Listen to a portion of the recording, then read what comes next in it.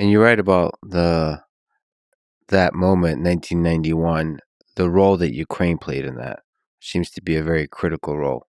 Can you describe just that? What role Ukraine played in the collapse of the Soviet Union? History is many things, but it started in a very simple way of making notes about, on the yearly basis, what happened this year or that. So it's about chronology.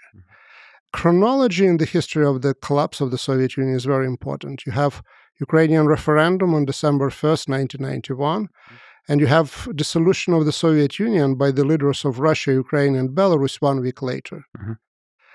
And the question is why?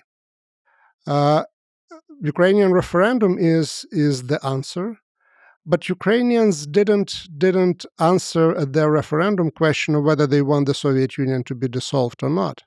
They answered very limited in terms of it's been in question whether you support the decision of Verkhovna Rada, of your parliament, for Ukraine to go independent, and the rest was not on the ballot. Mhm. So why then 1 week later the Soviet Union is gone? And President Yeltsin explained to President Bush around that time the reason why Ukraine was so important.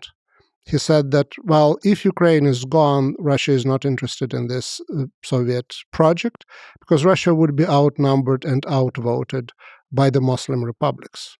So there was a cultural element. Mhm.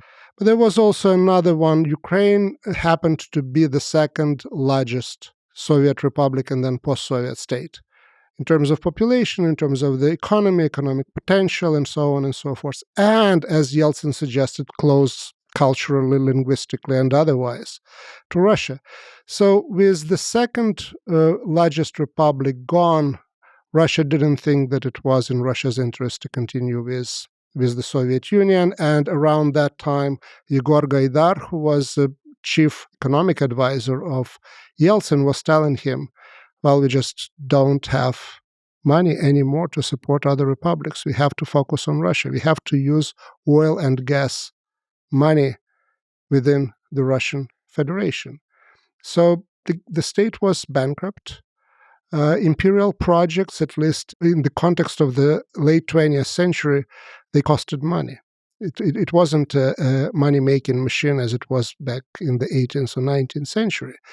And the combination of all these factors led to the processes in which Ukraine's decision to go independent spelled the end to the Soviet Union.